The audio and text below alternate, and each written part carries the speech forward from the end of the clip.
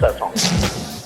Mike's Daily Podcast. Episode 1148. Hello, I'm Mike Matthews, broadcasting from Cafe Anyway, located somewhere in Podcastro Valley, Mont. Today, we are going to hear from Chely Shoehart, Floyd the Floorman, and John Deere the Engineer, plus the return of the much-loved, fun, wonderful segment called JARELNIME, with a little bit of the DAYLEY HAYLEY thrown in, and even Mike's Daily Podcast. Possibly your emails. Possibly. If you'd like to email me at MIKEs-DAILY-PODCAST@gmail.com. There you go. Hey, I just want to say that I think I don't want to go to a place to drink that charges a lot of money for wine.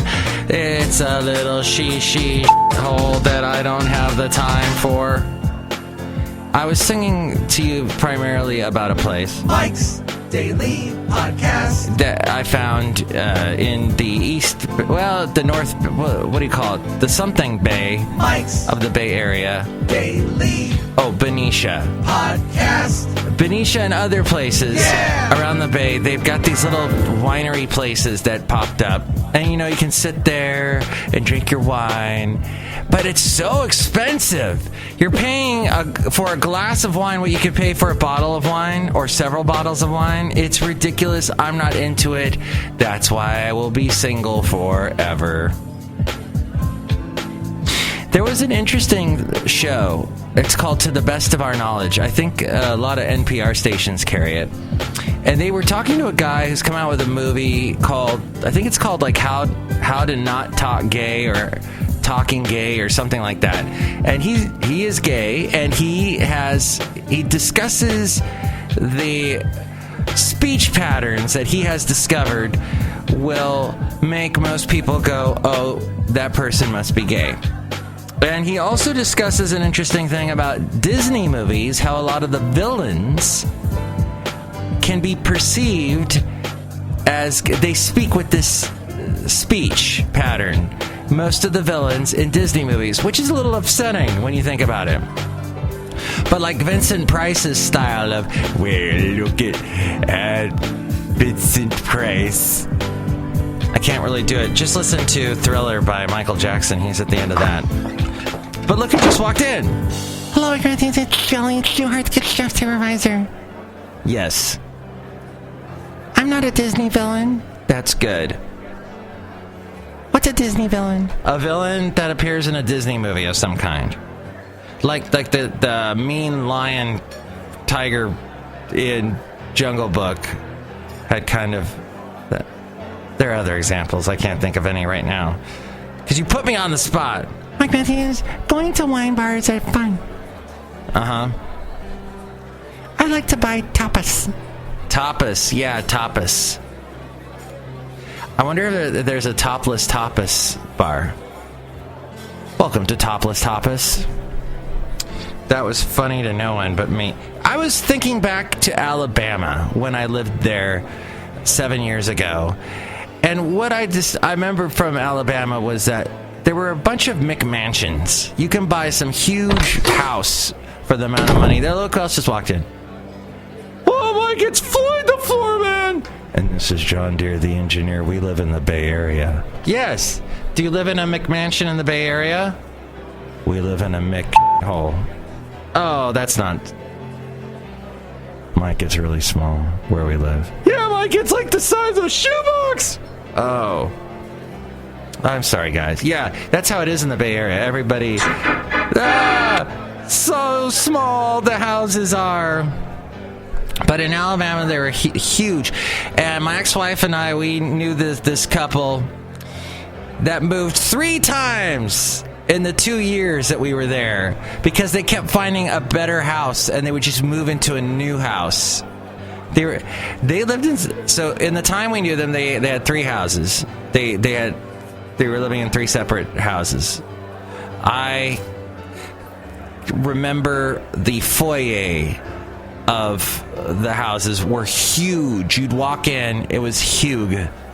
Just big. I remember one had like a pool table right off to the side, marble floors, huge backyards, that was the first house. The second house they moved into, a huge foyer, had this huge kitchen but this big room where the kitchen and the living room the kitchen was as big as the living room, and the living room was huge too. But they didn't really have a backyard that was fenced. They had there was a big lake, and in Alabama, when they've got it wasn't a huge lake. It was like a big pond, is what I meant to say. Not as smaller than a lake, bigger than a pond. That's what it was. And in all those ponds, they like to put these fountains that shoot water really high up in the air, and that helps move the water so that you don't get mosquitoes and that kind of thing. And it scares the ducks, because ducks suck. No, they're wonderful. I love ducks. I'd have a duck sound effect, but today we're going sans sound effect. That was a little French for you today. But then they moved into a third house. And it was weird because it was a 2-story house, and everything, the living room and everything, was like upstairs. You had to go upstairs for that, and it wasn't a triplex. It was just like they said, we'll just build everything up. So houses, aren't they wonderful? Do you ever watch HGTV's House Hunters? I was addicted to that for a while. It used to be Julie Kwan or somebody was the host that would be on every show, and she'd come out all smiling and she'd set it up, but then she left the show. She set up the show. The show runs now with this narrator that you don't see, a faceless narrator, and then they go and they look for different houses, and they usually want something with stainless steel in the kitchen and granite countertops, and there are several other things that you see every homeowner wants, but.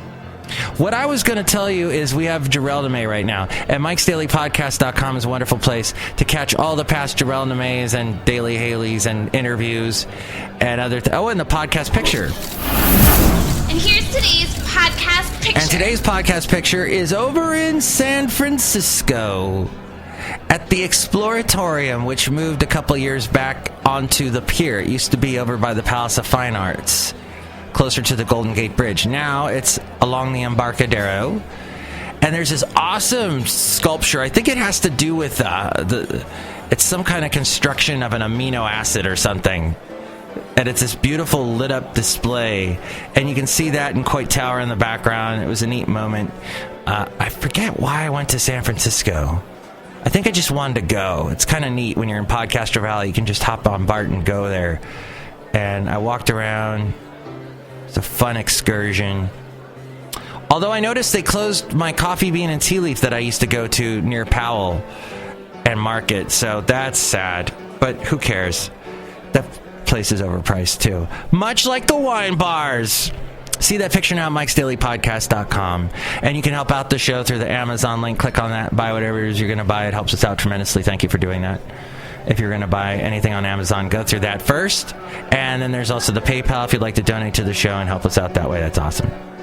And finally, there is the... and if you do that, you get a special greeting from all the Cafe Anyway characters. You can email me, mikesdailypodcast@gmail.com. And now it's time for JARELNIME. JARELNIME. Welcome to my segment. It's called JARELNIME. No, wait, it's not my segment. It's Jarrell's segment. Well, technically, it's actually Mike's segment since he came up with the name, and I'm just a guest. We'll also play the Daily Hayley because Haley's here. Are you a cop? The Daily Hayley. The almost Daily Hayley. I need to stand in between you two so I can get the best out of this because I'm using a handheld microphone situation. Ready?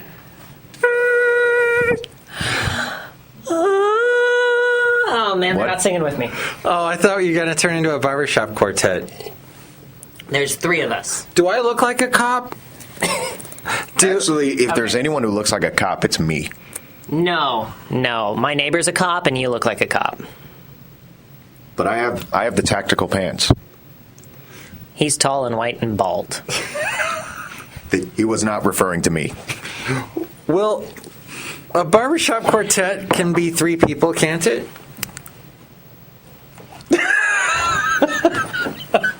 question is, do any of us sing besides him? What you just said. Well, the question is do we even sing? Okay, so I guess, so what's the latest in Pokemon Go? Oh, yeah. Hey, Jarell, tell me a little bit about Pokemon Go. What's going on with it? Is it still around? You know what, to be honest, if they had to come up with a theme for that song, I would use E40, Tell Me When to Go. How does that one go? Well, you gotta let me know. Should I stay or should I go? No, sorry, but it's the reggae version because it's E40. So it's like, ding, ding, ding. No, that's UB40, sorry. Explain E40 to us. They make beer. How about you just YouTube it? You'll get better understanding that way. But as far as Pokemon Go, I would advise this. Stay off of private property. Have a curfew for yourself. That means don't be going around in the middle of the frickin' night doing this stuff. Fremont has a curfew for people. Go to sleep. I was actually out with friends who were playing Pokemon Go at midnight. Look, there's Mike Russell. Is that good or bad? Oh, he didn't want to be on the show. All right. You were playing Pokemon at midnight? I wasn't playing it. I was just with people that were playing it. Oh. So you mean that you don't go around with your head down, glued to your screen, and then you're crossing the street and you almost get hit by a car? No, I've done that. Oh, that's scary. Hey, did you do pot with your friends? No, the only time I've done pot was with my brother. No way! Your older brother? That's what he does. Is this the same older brother that taught you all about music? Because you have this vast knowledge of music, Haley. I guess so. He started me off. But this is Jarell's show. Terelle's show. Tell us more. Let's talk about Pokemon Go. Okay.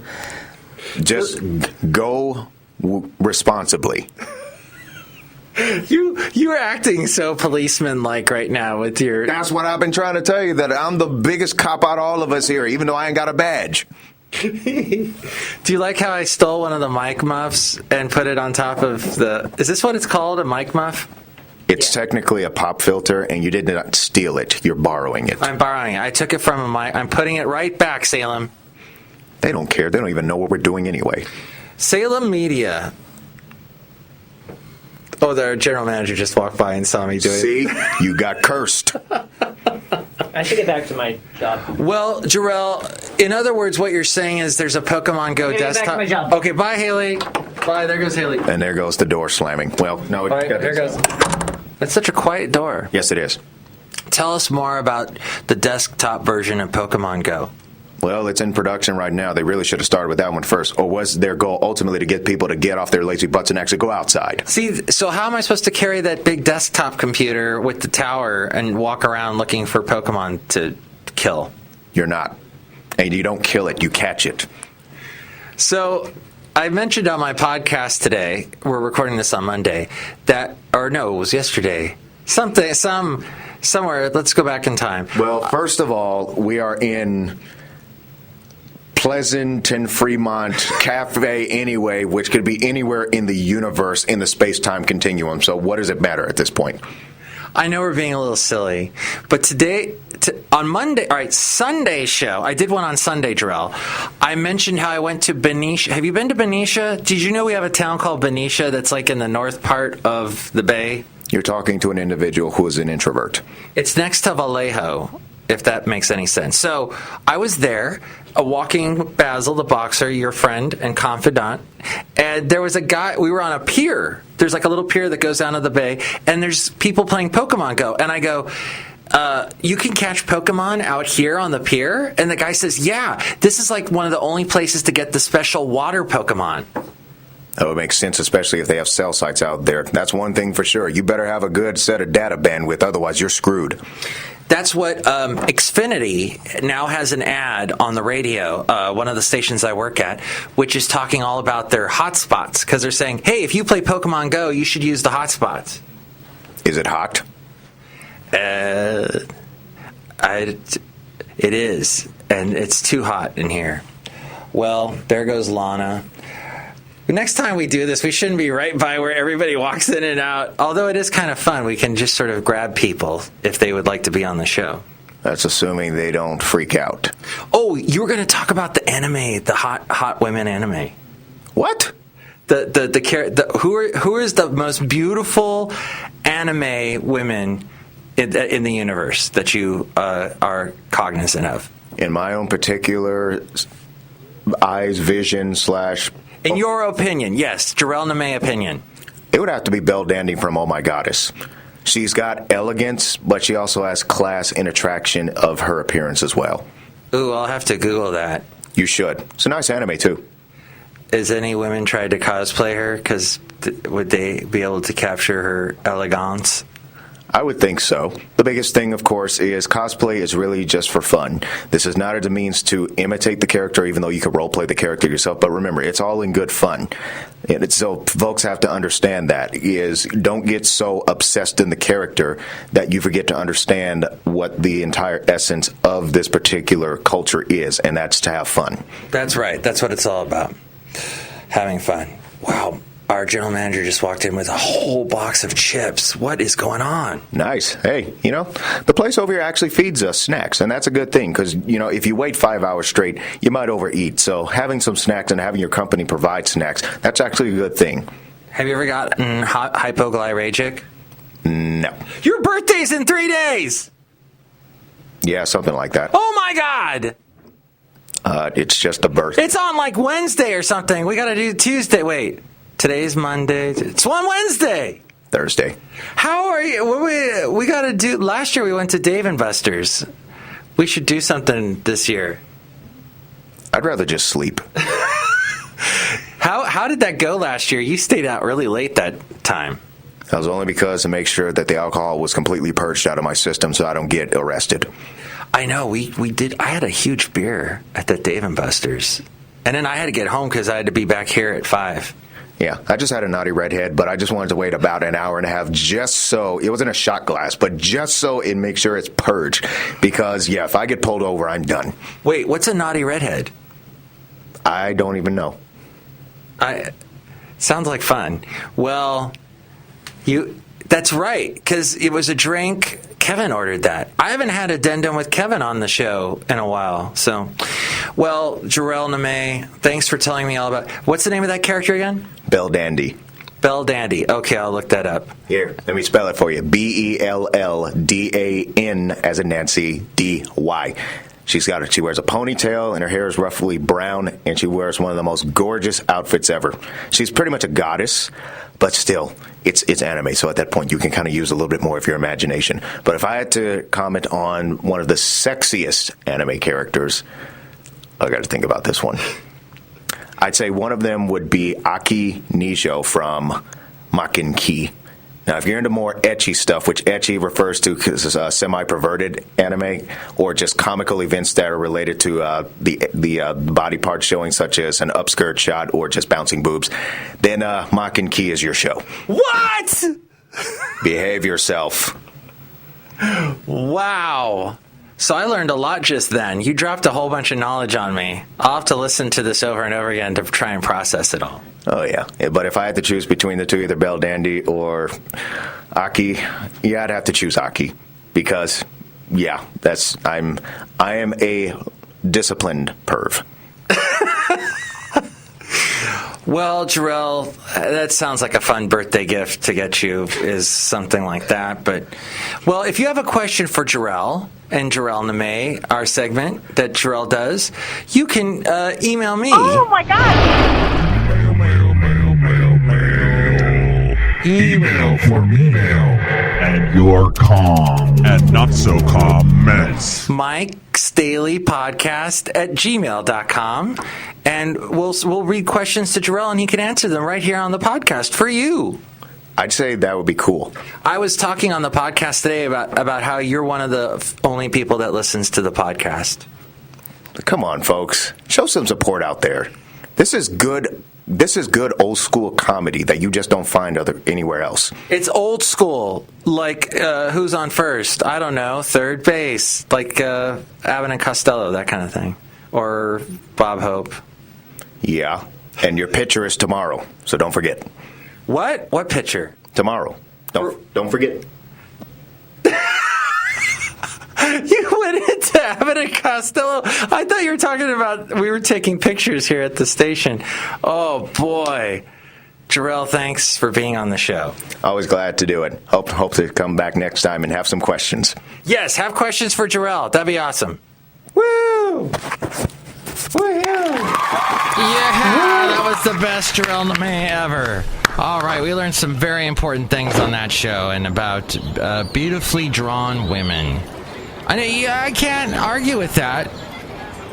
They have come up in the anime world with the wonderful way of drawing women, but they're not real. Hey, it looks like they're going to be coming out with an X-Files Season 11. I haven't watched any of the new ones. And I did... I'm starting to sound more and more like this guy. But it started to take off after I bought it. That's a good thing. I don't know if that's a good thing. But I guess I'm starting to sound more like him. And he has a national radio show, so okay. The Smoking Man. Next show, it is going to be Benita, the Disgruntled Fiddle Player, and the Brewmaster. Mike's Daily Podcast is written and produced and performed by Mike Matthews. His podcast is super easy to find. Download or listen to his show and read his blog at MIKEs-DAILY-PODCAST.com. Email Mike now at MIKEs-DAILY-PODCAST@gmail.com. See you tomorrow. Bye!